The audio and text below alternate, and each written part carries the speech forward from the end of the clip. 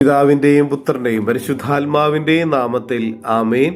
വിശുദ്ധ പൗലോസ് ശ്ലീഹ കൊറിന്തോസിലെ സഭയ്ക്ക് എഴുതിയ 1-ാം ലേഖനം 9-ാം അധ്യായം 27-ാം വാക്യം. മറ്റുള്ളവരോട് സുവിശേഷം പ്രസംഗിച്ച ഞാൻ തന്നെ തിരസ്കൃതനാകാതിരിക്കുന്നതിന് എന്റെ ശരീരത്തെ ഞാൻ കർശനമായി നിയന്ത്രിച്ച് കീഴടക്കുന്നു. പരിശുദ്ധനായ ദൈവമേ, ഞങ്ങൾ അങ്ങേ ആരാധിക്കുന്നു, സ്തുതിക്കുന്നു, മഹത്വപ്പെടുത്തുന്നു. കർത്താവെ, ഇന്നത്തെ ദിവസം നീ ഞങ്ങൾക്ക് നൽകിക്കൊണ്ടിരിക്കുന്ന എല്ലാ കൃപകൾക്കും അനുഗ്രഹങ്ങൾക്കും സംരക്ഷണത്തിനും ഞങ്ങൾ നന്ദി പറയുന്നു.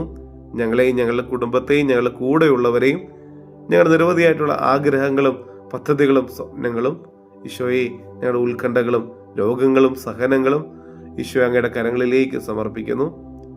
കർത്താവെ, വിശുദ്ധമായൊരു ജീവിതം നയിക്കാനുള്ള വലിയ കൃപ നൽകണമേ.